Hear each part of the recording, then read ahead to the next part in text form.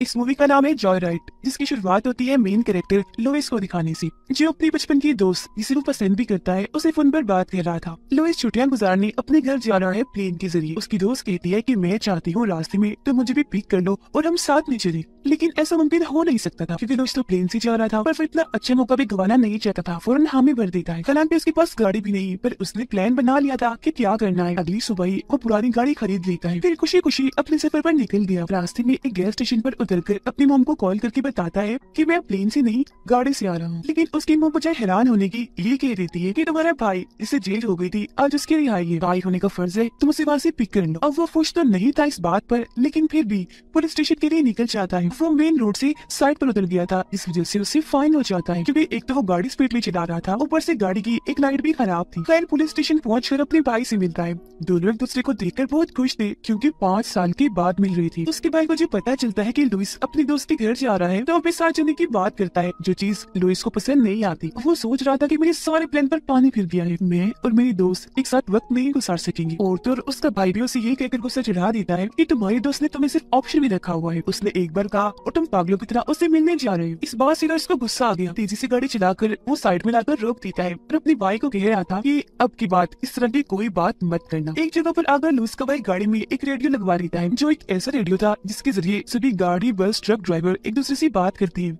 सड़क की सूरत मालूम करने के लिए। इस रेडियो को लुइस का भाई एंजॉय करने के लिए इस्तेमाल कर रहा था, तो उसका तो अच्छा टाइम पास हो रहा था क्योंकि आसपास के जितने भी मुसाफिर थे सब कोड्स के जरिए एक दूसरे से बात कर रहे थे, जो कोड्स खास तरह के नाम थे। उसका भाई अपना और लुइस का भी नाम रख लेता है। जिस दौरान उनकी बात एक ट्रक ड्राइवर से होती है जिसका कोड था रस्टी नील, यानी रंग लगी की। वो कह रहा था कि बारिश अक्सर लोगों को पसंद होती है क्योंकि वो सब लोगों को घरों के अंदर रखती है और मेरे हिसाब से बारिश आज रात भी होने वाली है। अब उसकी अजीबोगरीब बातें सुनकर लुइस के भाई को फजूल सा आइडिया आता है, जिस बारे में वो लुइस को भी बताता है कि तुम ऐसा करो, लड़की बनती से बात करो, इसे पागल बनाते। अब ये आइडिया लुइस को पसंद नहीं आया तो वो मना कर देता है, पर अपने भाई की जिद करने पर वो रस्टी नील से लड़की की आवाज निकालकर बातें करता रहता है। वो भी पूरी तरह लड़की समझकर उसकी बातों में खो गया और दोस्ती कर लेता है, पर इसी बीच उनका राब्ता टूट जाता है, जिस बात से लुइस के भाई को काफी गुस्सा आ गया क्योंकि वो इस मजाक के कुछ देर और मजे लेना चाहता था और फिर उससे बताता कि वो लड़का है जिसे तुम लड़की समझ के बात कर रही हो। खैर रात गुजारने के लिए एक होटल में रुके। लुइस का भाई जब अंदर जाता है तो देखता है कि वहाँ एक अमीर आदमी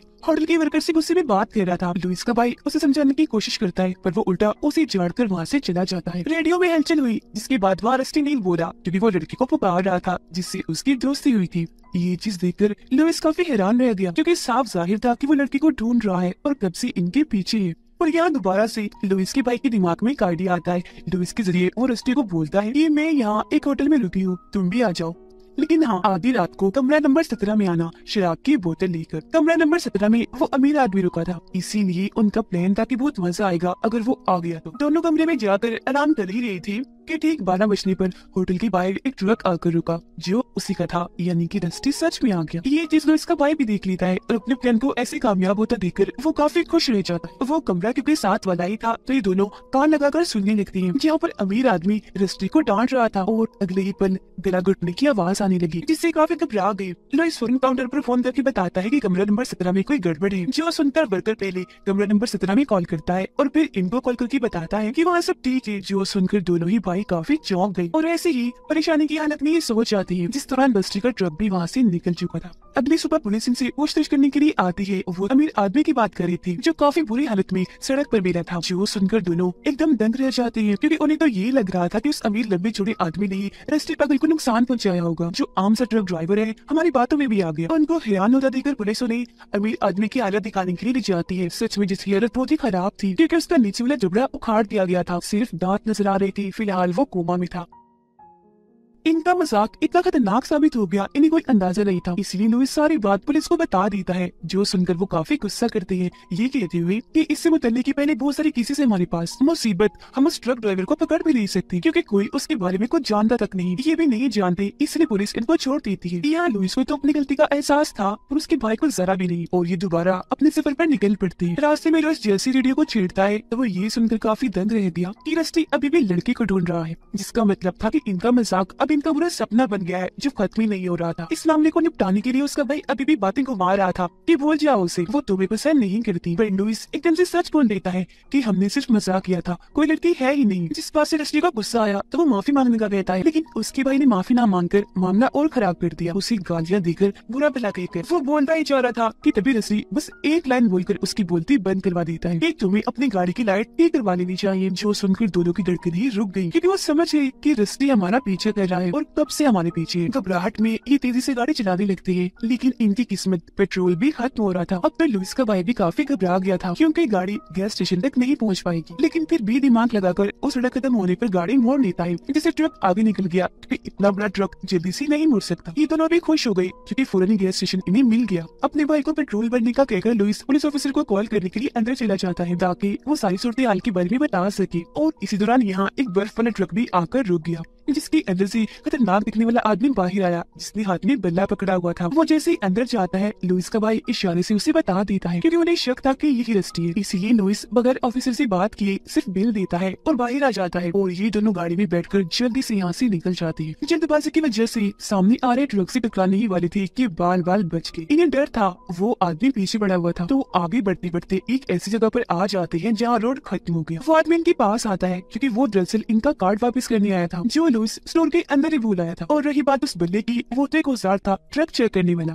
कार्ड देने के बाद जैसे आदमी वहाँ से जाता है इनकी जान में जान आती है, लेकिन अगली पल वहाँ हलचल हुई। ये जैसे मुड़कर देखते हैं तो वहाँ इनका बुरा सपना था, यानी रस्टी जो उस बर्फ वाले ट्रक में अपना ट्रक दे मारता है। फिर ट्रक को चीरते हुए इनकी तरफ ही बढ़ता आ रहा था। ये जल्दी से गाड़ी में बैठकर भागने लगते हैं। वो भी पागलों की तरह इनके पीछे पड़ जाता है। वो इन्हें कुचल ही देता कि एक बार फिर ये गाड़ी मोड़कर उसे चकमा दे देते हैं, लेकिन अब की बार गाड़ी एक पेड़ के सामने एक जगह पर आकर अटक जाती है। ये लोग बहुत कोशिश करते हैं वहाँ से निकालने की, पर नहीं निकाल पाए और तभी इनकी मौत रस्टी भी ट्रक लेकर आ गया जो इनकी गाड़ी को धीरे धीरे करके कुचलता जा रहा था। वो गाड़ी दबा करके इन्हें मौत की घाट उतार ही देता कि उससे पहले फौरन रेडियो उठाकर लुइस का भाई उससे माफी मांग लेता है। अब नॉर्मल होकर रस्टी ऐसा करने की वजह पूछता है, जिस पर उसके भाई ने जवाब दिया, मजाक मजे करने के लिए किया था बस और कुछ नहीं। रस्टी बोलता है, मैं भी तो सिर्फ मजाक ही कर रहा हूँ। खैर इतना बोलकर वो चुपचाप ट्रक पीछे करके यहाँ से चला जाता है, जिससे ये दोनों राहत की सांस लेते। अगली सुबह गाड़ी ठीक करवा के उसके दोस्त के घर जाने के लिए निकल जाती है।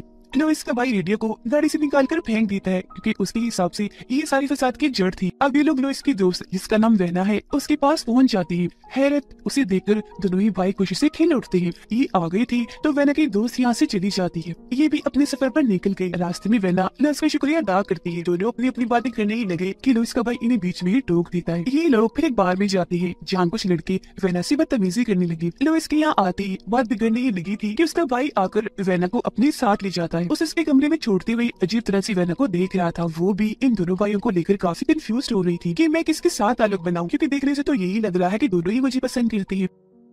खैर तभी इधर लुइस आ जाता है तो उसके भाई को जाना पड़ता है। दोनों भाई अपने कमरे में आ गई। लुइस जैसे ही सोता है उसका भाई शराब की बोतलें लेकर दोबारा से वेना के कमरे में आ जाता है और ये दोनों मिलकर शराब पीने लगते हैं। उधर लुइस सो रहा था तो किसी का फोन आने लगता है। कॉल उठाने पर उसकी नींद एकदम से उड़ गई क्योंकि वहाँ रस्टी था जो कह रहा था कि तुम तो कह रही थी हमारे साथ कोई लड़की नहीं, तो फिर दूसरे कमरे में तुम्हारा भाई लड़की के साथ क्या कर रहा है, जिसका मतलब था कि अभी तक वो इनका पीछा ही कर रहा था। और अब उसे यकीन हो गया था जिस लड़की से मैं बात कर रहा था वो सच में है, क्योंकि वो वेना को ही लड़की समझ बैठा। ये बात सुनते ही लुइस जल्दी से वेना के कमरे में गया उन दोनों को अलर्ट करने के लिए। दोनों को साथ देकर इसके दिमाग में भी बहुत सारे सवाल थे, पर फिलहाल ये टाइम नहीं था। ये उन्हें जल्दी से गाड़ी में बैठाकर यहाँ से निकल जाता है। ये लोग आगे बढ़ते हैं। कीबोर्ड पर इन्हें रस्टी का मैसेज मिल जाता है जिसमें वो डिग्गी खोलकर चेक करने का कह रहा था। ये डरते हुए डिग्गी खोलते हैं पर वहाँ इन्हें रेडियो मिलता है जिसे लुइस के भाई ने फेंक दिया था, जिसका मतलब था कि इतनी देर से ये खुद को सिर्फ महफूज समझ रही थी पर असल में थी नहीं, क्योंकि हर पल वो इनके पीछे है जो चाहता है कि लोग रेडियो के जरिए मुझसे बात करें। तो अब ये लोग उसकी बात मानकर रेडियो ठीक कर देती है और सारी बात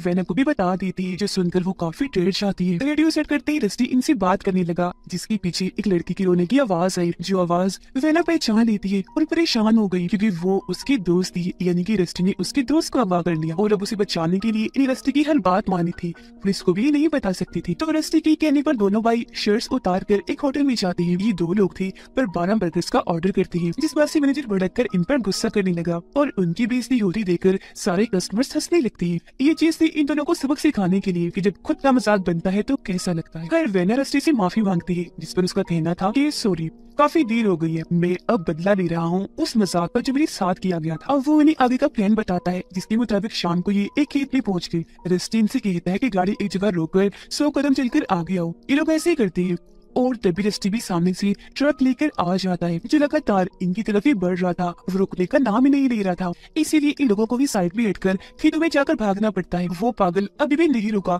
ट्रक लेकर खेतों में ही घुस जाता है। ट्रक को वो वही भगाने लगता है, बड़ी लाइट ऑन करके। इनके बहुत ही पास था, बस कुछ ही देता, पर खुशकिस्मती से वहाँ नारा था जिसमें लेट कर अपनी जान बचाते हैं और ट्रक आगे निकल जाता है। टाइम से किए बगैर वो दोबारा से भागने लगे, पर इस बार अलग अलग हो गए। इस वजह से रस्टी भी ट्रक से उधर जाता है और यहाँ हम पहली बार उसकी झलक देख पाते हैं, जो हरकतों के साथ साथ दिखने में भी खतरनाक लग रहा था। तीनों एक दूसरे को ढूंढ रही थी कि तभी रस्टी वेना को दबोच लेता है, ट्रक में डालकर उसे अपने साथ ले जाता है, जिस वजह से दोनों भाई आपस में लड़ने लगते हैं और तभी इनकी गाड़ी में आग लग जाती है। रेडियो के जरिए रस्टी से बात कर रही थी, जिन्हें कहता है कि आधी रात को एक होटल में मिलने आओ, लेकिन हाँ कमरा नंबर 17 में एक शराब की बोतल लेकर जो तुम्हारी गाड़ी में पड़ी है, मैंने देखी थी। अब यही वो सारा मजाक था जो इन भाइयों ने उसके साथ भी किया था। शराब की बोतल जैसे लुइस देखता है फौरन उठा लेता है। जैसे वो थोड़ा दूर आए, गाड़ी एक धमाके के साथ तबाह हो जाती है और अब इन्हें गाड़ी का इंतजाम भी करना था, क्योंकि जल्द से जल्द वहाँ पहुँचना है। भागकर एक जगह पर आती है जहाँ पर बहुत सारी गाड़ियां खड़ी हुई थी। एक ट्रक में ये बैठ तो गई, पर वो खराब था। जैसे तैसे उसे ठीक करके फौरन यहाँ से निकल जाती है। टाउन में भी पहुंच गए, पर रस्टी ने इन्हें होटल का नाम तो बताया ही नहीं था, इसीलिए ये हर एक होटल में जाकर कमरा नंबर 17 को चेक कर रही थी। उधर रस्टी भी अपने काम पर लग चुका था। टेप से उसने वेना का मुंह और हाथ बांधकर उसे कुर्सी पर बिठा दिया, उसके सामने गन कर दी, जिसके ट्रिगर को रस्सी के जरिए दरवाजे से बांध दिया, ताकि जैसे दरवाजा खोले ट्रिगर होने से वेना का सर ही उठ जाए। फिर 12 बजते रस्टी पुलिस को कॉल करके लाशों के बारे में बता देता है, जो थोड़ी देर तक वो यहाँ बिछाने वाला था। कुछ ही देर में वो दोनों भी यहाँ आ जाते हैं, जो आवाज सुनकर वेना की सांसें रुक गई। कमरा नंबर 17 का दरवाजा खुला था तो ये फौरन अंदर आ जाती है, पर अंदर कोई भी नहीं था, इस वजह से इन्हें गुस्सा आ गया। तभी इधर फोन करके रस्टी इनका मजाक बनाता है, जो एक तरह का सुराग था, जिससे लुइस को पता चल जाता है कि वो साथ वाले कमरे में अपने भाई को चेक करने के लिए भेजता है और खुद रस्टी को बातों में उलझा लेता है। उसका भाई जब आगे बढ़ रहा था तो गलती से उसे आवाज हो जाती है, जो सुनकर रस्टी खिड़की तोड़कर उस पर हमला कर देता है, दबोच कर उसे भी अंदर ले आता है। चीख की आवाज सुनकर दरवाजे के सामने लुइस आ गया। वो दरवाजा खोलने वाला था कि ठीक वक्त पर उसके भाई ने खुद को छुड़वा लिया। फौरन वो लुइस को मना कर देता है कि रुक जाओ, दरवाजा मत खोलो। जो सुनकर लुइस भी रुक जाता है और वेना थोड़ा नॉर्मल हो जाती है। वो एक कील से खुद को आजाद करने की कोशिश कर रही थी, पर नहीं कर पाती क्योंकि कील नीचे गिर गई। इसी दौरान एक लंबी सी जंग की कील लुइस के भाई की टांग के आर पार हो जाती है, जिसे बड़ी मुश्किल से तकलीफ बर्दाश्त करके वो निकाल रहा था। पर रस्टी उसकी टांग पर अपना पैर रखकर उसे और अंदर घुसा देता है, जिससे उसकी तकलीफ में और इजाफा हो गया। और ध्यान रखते हुए लुइस अपने भाई तक तो पहुंच गया, पर वो लकड़ी की बाड़ पर लटका हुआ था, जबकि रस्टी ट्रक लेकर यहाँ से निकल जाता है। लुइस अपने भाई को बहुत निकालने की कोशिश कर रहा था, पर ये काफी मुश्किल था क्योंकि उसे एक बड़ी सी पाइप के साथ यहाँ पर अटकाया गया था। इतनी देर में पुलिस भी यहाँ पर आ जाती है, जिनको सबसे पहले होटल की मैनेजर की लाश मिलती है, इसीलिए वो हर कमरे को चेक करने लगी, जो आवाज सुनकर वेना रोने लगी। अब लुइस ने जैसे तैसे करके बाढ़ से अपने भाई को आजाद कर लिया। पुलिस भी वेना के कमरे के बाहर पहुंच चुकी थी। इससे पहले पुलिस दरवाजा खोलती ठीक वक्त पर लुइस ने वहाँ आकर वेना को साइड में कर दिया, जिससे गन तो चली पर दोनों की जान बच गई। पुलिस लुई को ही कातिल समझकर उस पर गन तान देती है, जबकि बाहर उसका भाई अभी भी महफूज नहीं था, क्योंकि रस्टी ट्रक लेकर उसकी तरफ ही बढ़ता आ रहा था। वो चीख मार देता है, जिसे सुनकर फौरन लुइस बाहर आ जाता है और उसके पीछे पीछे पुलिस भी। दोनों के कहने पर पुलिस ट्रक पर अंधाधुंध गोलियां चलाने लगती है, जिस बीच लुइस अपने भाई को जल्दी से लेकर साइड में हो जाता है। दोनों भाई बच गए क्योंकि ट्रक ने लकड़ी की बाढ़ को पूरा ही उड़ा दिया। ट्रक पर दीवारों को चीरते हुए कमरे के अंदर आकर रुक जाता है। पुलिस के चेक करने पर ड्राइवर तो मर गया, पर वेना की दोस्त जिंदा सही सलामत थी। सब खत्म होने के बाद ये सुकून का सांस लेती, पर पुलिस ऑफिसर जब इन्हें ये बताती है कि ड्राइवर एक बर्फी कंपनी में काम करता है, तो दोनों भाई सोच भी पड़ गई। और फिर तभी रेडियो में हलचल हुई। वहाँ रस्टी था जो इनसे बातें करने लगता है। असल में वो मरा नहीं था बल्कि जिंदा था, क्योंकि गाड़ी में वो खुद नहीं था। उसने जख्मी हालत में ड्राइवर सीट पर उस आदमी को बिठाया हुआ था जो बर्फी कंपनी में काम करता था, जिससे ये लोग समझ जाते हैं कि अभी खतरा टला नहीं, बल्कि मौत बनकर जो बुरा सपना इनके सर पर था वो अभी भी खत्म नहीं हुआ। वो तब तक इनका पीछा करता रहेगा जब तक उसका दिल चाहेगा। और इसी के साथ ही कहानी इधर ही खत्म हो जाती है।